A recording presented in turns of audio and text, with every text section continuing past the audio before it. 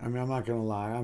There's no bigger Ranger fan, and well, there probably is, but because if you go to the Garden, every time I go there, there's another Ranger fan that's bigger than the next. But there's nobody more faithful than Ranger fans, and there's probably nobody that's minded the Nets than these two gentlemen, Mike Richter, Eddie Giacomin. Probably need no introduction. If you're a hockey fan, stay right where you are because you know this is going to be great. And especially if you're a Ranger fan, it's going to even be better. We got a Hall of Famer here. We got U.S. Olympic gold. There's so many directions to go. But what's interesting about you two guys is that there's a lot of interesting stuff to talk off the ice. I got to start with Eddie for a minute because just to get the audience in gear, the man played without a helmet. So I'm pre-warning you that, I'm not responsible for what happens here. But, I mean, how crazy is that to play goaltender without a helmet? I couldn't play goaltender with a helmet, but were you scared?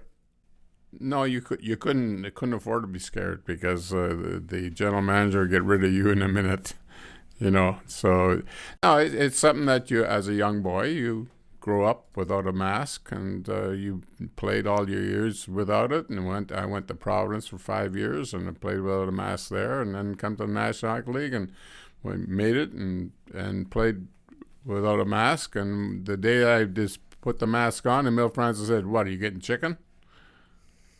So was Lou Lamoriello at Providence at the time you were there, or that was like Lou Lamoriello was a stick boy. Lou Lamoriello was a stick boy at Providence. One of the great executives in hockey, but he did a nice job up in Providence too. Yeah. Eventually, when he took over there, so you knew Lou when he was a kid. Oh, very much. Oh my goodness. Yeah. I got to ask you one other question because I've been dying all day. I knew I was going to run into you.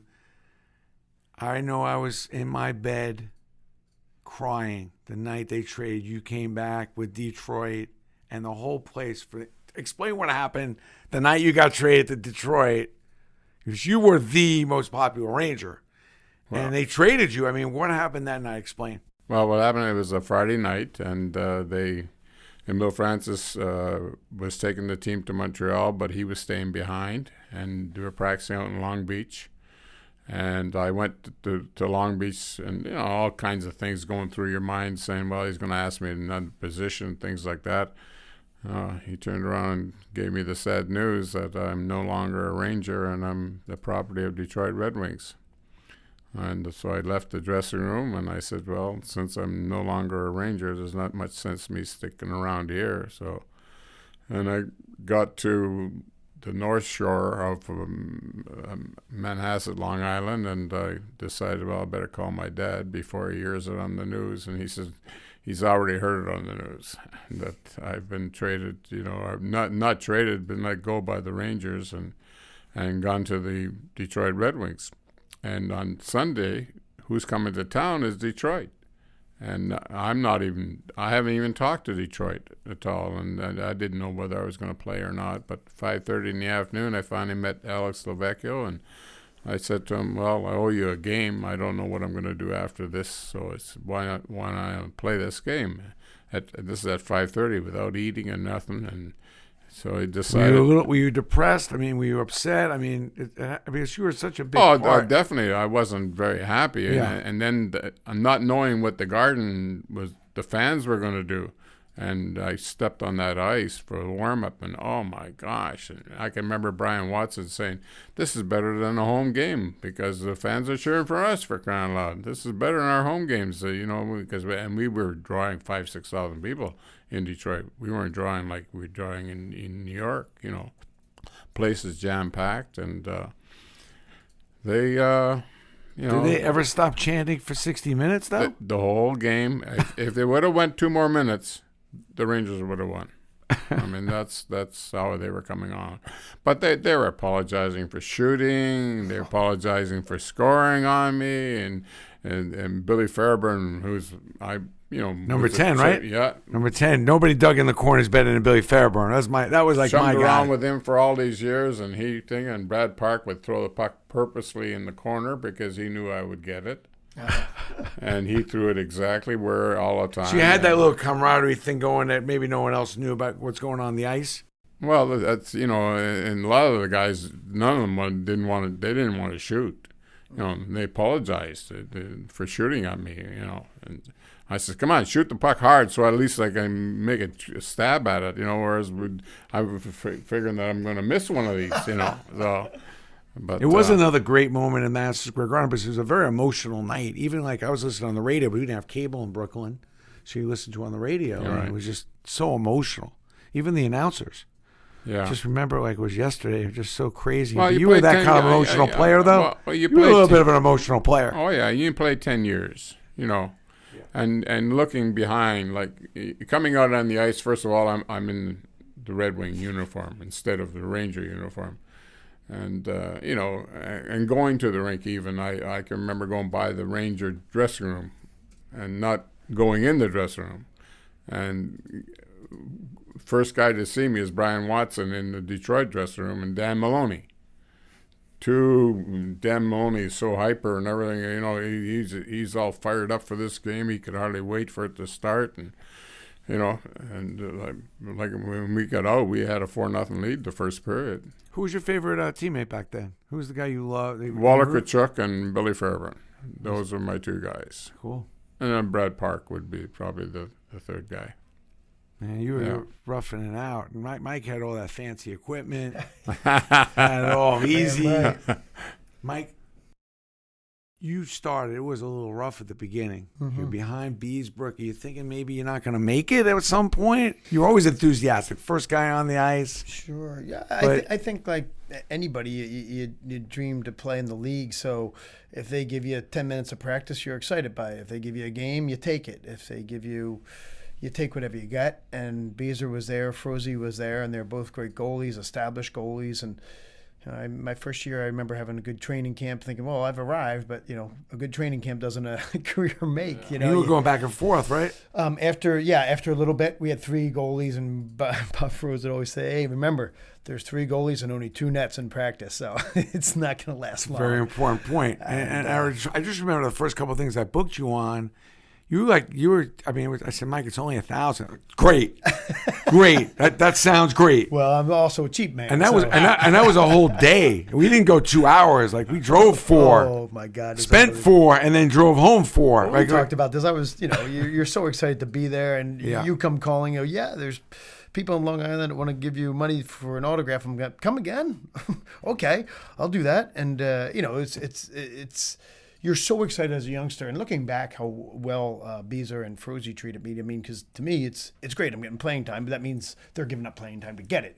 And as Eddie knows, when anytime the older guys are coming in, there's always a young guy pushing your way in there, and so it's you're competing for that spot, no matter what, no matter how established you are. You have to prove yourself all the time, and it's the nature of the beast. But we were talking about Eddie's story early.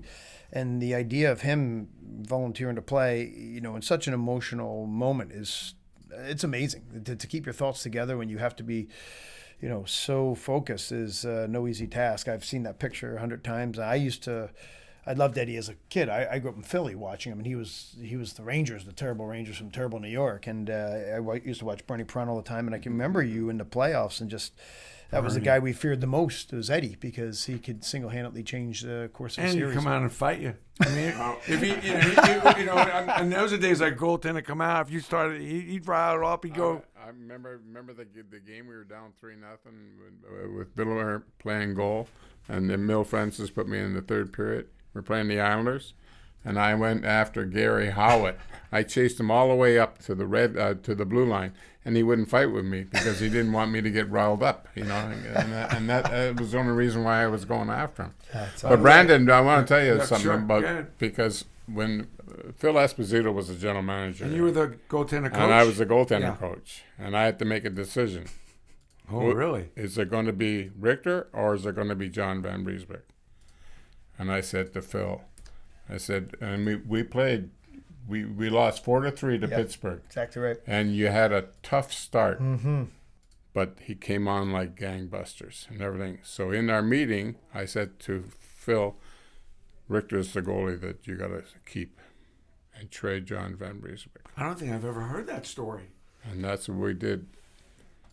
And believe me, I'm not. I Yeah. mean, it's the best decision I ever made in my life. Oh, I agree. And I agree, I 100%. mean, they both are still good goalies. I mean, there's no doubt about it. Beasley was great because too. Beasley went on to be great in Florida. Yep. But he was the New York Ranger goalie. One quick thing. Like and share this. Actually, we're giving away a couple autographed pucks. So whoever likes and shares it the most is going to win some autographed pucks.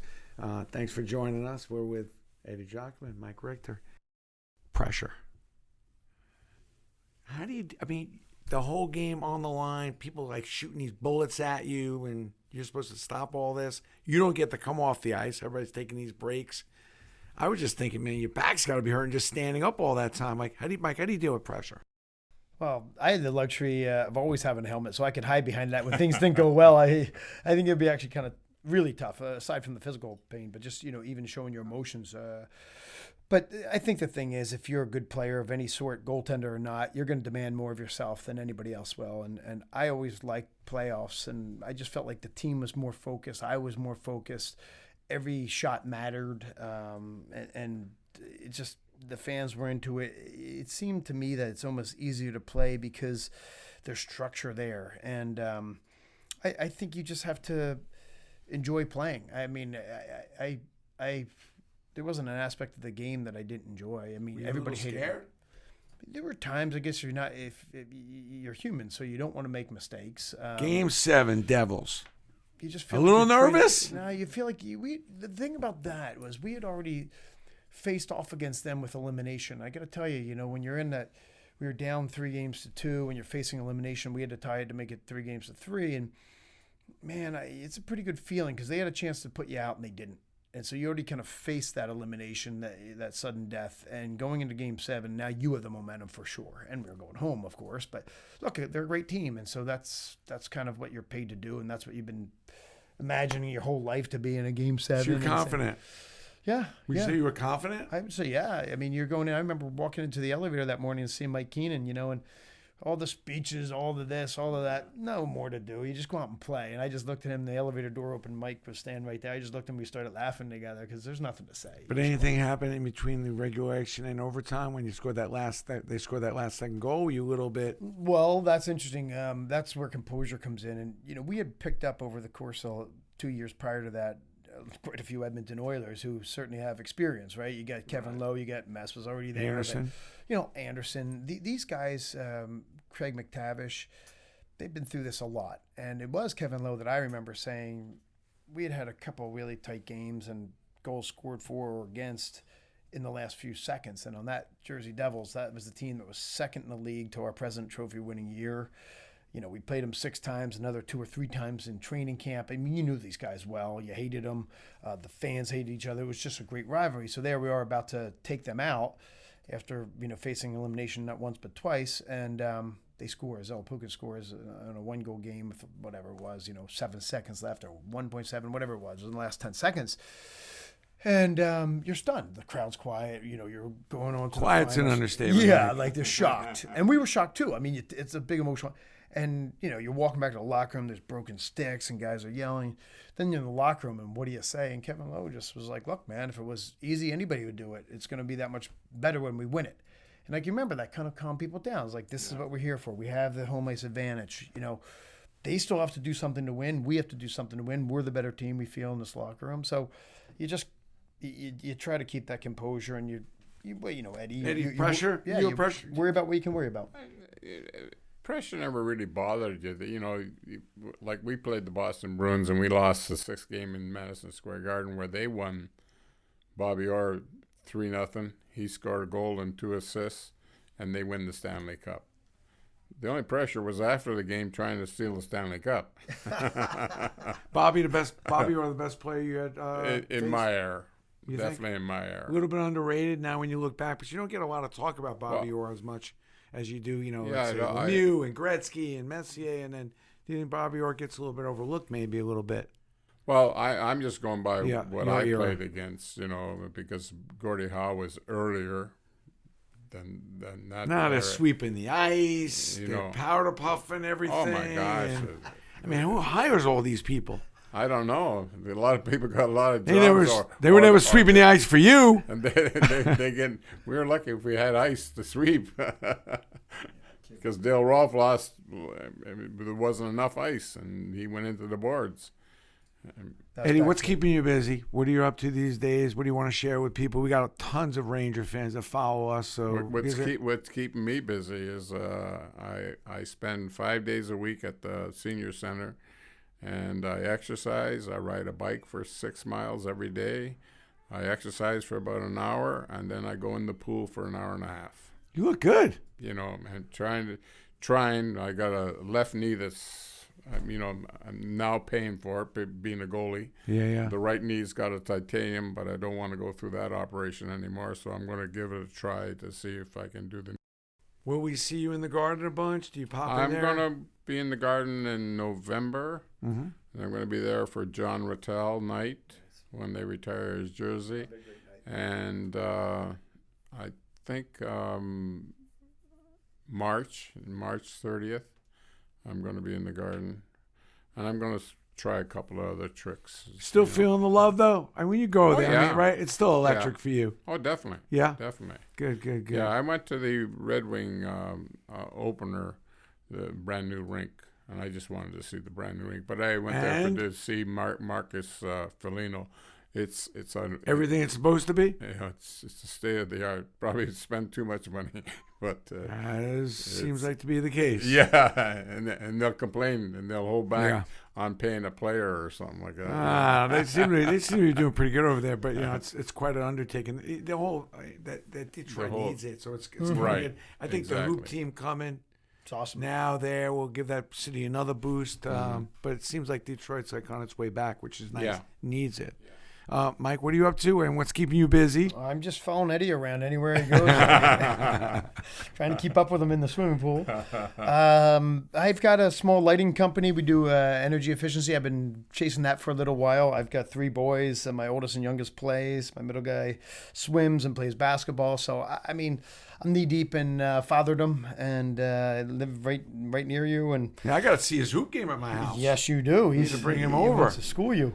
Yeah. No, but you're a legend around. Everybody knows you, and they love the games, the pickup games. So yeah, maybe I'll get out there and make a mess of things. Yeah, too. we got a nice little game at the house. Bet you do. Yeah, I've been roasting and toasting a lot of people lately. While I can, I don't know. It's like a limited time. Well, with all that height, it's an unfair advantage. I just don't want at some point when my days are over, like I don't want to say, man, I should have shot more. It's a nice way of saying you don't pass. Gotta keep shooting.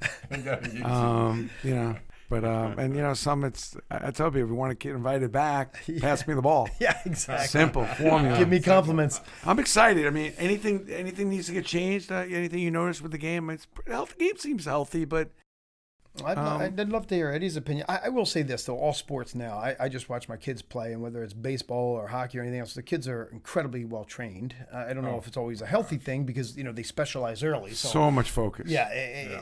Almost to a fault. It's to a fault, I think, at some point. You want kids to be kids and become athletes and be able to experience different sports. And I know the league's doing a lot to try to promote that and play all these, season-appropriate sports, but I am impressed, man. I just watched my 13-year-old play, and bantam age, and these kids can move the puck, they skate.